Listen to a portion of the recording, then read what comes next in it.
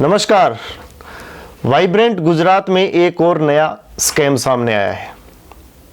अभी कुछ दिन पहले एबीजी शिपयार्ड का मामला हमने देखा, तकरीबन 23,000 करोड़ रुपए का। उससे पहले गुजरात के पोर्ट पर मादक पदार्थों की खेप पकड़ी गई थी, जिसका कुछ अता पता नहीं है।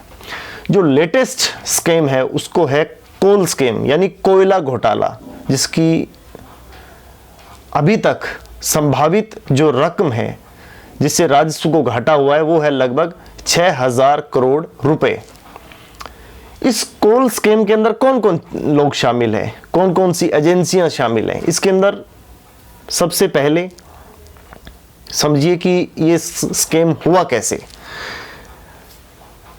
कोल इंडिया जो भारत सरकार का उपक्रम है, पूरे देश के जो स्मॉल और मीडियम उद्योग है, एंटरप्राइजेस, उसको कोयला सप्लाई करता है, पर वो डायरेक्ट नहीं करता।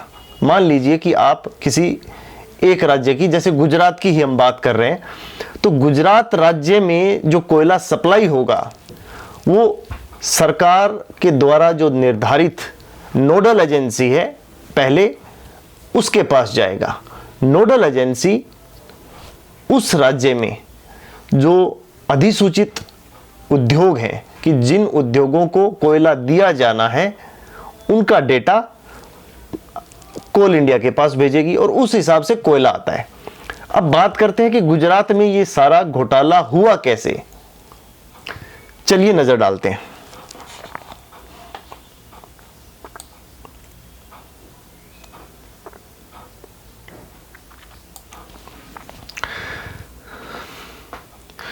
ये घोटाला लगभग 14 साल में हुआ है। गुजरात सरकार को 60 लाख टन कोयला कोल इंडिया द्वारा भेजा गया, जिसकी औसत कीमत 3,000 रुपए प्रति टन होती है। उस हिसाब से इसकी कीमत है 1,800 करोड़ रुपए। अब जो नोडल एजेंसी है, जो गुजरात की जो सरकारी अधिकारी है, जाहिर सी बात है सरकारी अधिकारी मतलब सरकार, अब उन्होंने उस कोयले को स्मॉल और मीडियम एंटरप्राइजेस को बेचने के बजाय खुले बाजार में 8 से 10,000 रुपए प्रति टन की कीमत से बेच दिया, गुजरात और गुजरात के बाहर। इस तरह ये घोटाला हुआ। इस बारे में केंद्र सरकार के कोयला मंत्रालय के सचिव से जब बात की गई तो उन्होंने बताया कि जो स्टेट नोडल एजेंसी है उसको कोयला दिया जाता है, उसके बाद में केंद्र सरकार की कोई भूमिका नहीं रहती। यानी जो पूरे का पूरा जो घटनाक्रम है स्टेट गवर्नमेंट पर आकर ठहर जाता है। चलिए आगे बताते हैं कि अब इसके अंदर कौन कौन किस किस तरह शामिल होता है। कि माफ कीजिएगा, कि सबसे पहले कि जो केंद्र सरकार की नीति है कोयला आवंटन की, जो 2007 के अंदर बनी थी डॉक्टर मनमोहन सिंह की सरकार के अंदर, उनमें एक ये क्लॉज दिया गया था कि स्मॉल और मीडियम इंडस्ट्री को सस्ती दरों पर कोयला देने का एक प्रावधान था। क्योंकि स्मॉल और मीडियम इंडस्ट्री है जो पूरे देश का जो इकोनॉमी है उसमें बहुत अहम रोल अदा करता है। अब इसी नीति के तहत गुजरात की स्मॉल इंडस्ट्रीज के लिए हर महीने कोल इंडिया के वेस्ट कोलफील्ड और साउथ कोलफील्ड से कोयला भेजा जाता है। अब कोल इंडिया को जो सूची स्टेट नोडल एजेंसी द्वारा भेजी गई वो बिल्कुल फर्जी थी, बिल्कुल फर्जी। जिन लोगों को मिलना था उन लोगों के एड्रेस पर जब दैनिक भास्कर अखबार की टीम पहुंची तो वहां पहली बात तो ऑफिस नहीं था, अगर ऑफिस था तो कुछ और उपक्रम चल रहे थे, जैसे टूर एंड ट्रैवल वगैरह वगैरह। अब गुजरात सरकार द्वारा जो नियुक्त की एजेंसी है गुजरात कोल कोक ट्रेड एसोसिएशन, उसके जो निदेशक हैं उन्होंने बताया कि अधिकांश कोयले की आपूर्ति दक्षिणी गुजरात के कपड़ा उद्योग करते हैं। अब जब दैनिक भास्कर की टीम दक्षिणी गुजरात पहुंची तो वहां बताया कि इस तरह का कोयला उन्हें नहीं मिला। अब मोटा मोटी आपको ये बता दें कि कोल इंडिया स्टेट को कोयला देता है, स्टेट जिस उद्योग को देना है उसमें एक एजेंसी नियुक्त करता है।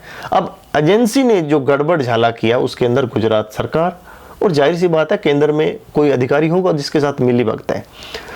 सवाल 6000 करोड़ रुपए के घोटाले का प्रारंभिक तौर पर भी नहीं है, सवाल उस वाइब्रेंट गुजरात का है जिसका सपना दिखाकर 2014 में एक शख्स दिल्ली आता है, अपनी ही पार्टी के दिग्गजों को छल कपट से साइड करता है, देश के जनता को हवाई सपने दिखाता है और उसके बाद सत्ता पे काबिज हो जाता है। एबीजी शिपयार्ड हो, उससे पहले बैंक के एनपीए हो, ड्रग मामला हो, और गुजरात सरकार का तो पूरा मंत्रिमंडल ही बदल दिया। फिलहाल जो गुजरात राज्य है उसके अंदर इस साल के अंत में विधानसभा चुनाव होने हैं और वहां की बीजेपी सरकार की हालत टाइट है, क्योंकि गुजरात में फिलहाल पूरा करप्शन मोड चरम पर है। दिल्ली का मीडिया ये आपको चीजें नहीं दिखाएगा, क्योंकि बहुत बड़ी मात्रा में फंडिंग वहां से होती है, नो डाउट। स्टेट के अंदर मीडिया की जो आज़ादी है उसकी रैंकिंग बहुत चिंताजनक है। मेरा उद्देश्य इस स्कैम का बताने का इतना ही है कि जो सपने केंद्र सरकार दिखा रही है, जिस मॉडल को दिखा रही है, आप व्यक्तिगत रूप से थोड़ा सा रिसर्च करके नीति आयोग, केंद्र सरकार के जो और भी डेटा है वहां से देखिए कि गुजरात की पर कैपिटा इनकम, कर्ज, लिविंग स्टैंडर्ड, हेल्थ, एजुकेशन, इनका स्तर और राज्यों की तुलना में कितना है। क्योंकि गुजरात मॉडल एक पानी का गुब्बारा है जो फूट तो बहुत पहले चुका है, पर उसके छींटे जिन जिन लोगों को लगे वो लोग सामने नहीं आए हैं, वो है गुजरात की जनता। क्योंकि सरकार और लोकतंत्र का चौथा स्तंभ अभी भी हमारे सामने सच आने से रोक रहा है। बहुत बहुत धन्यवाद।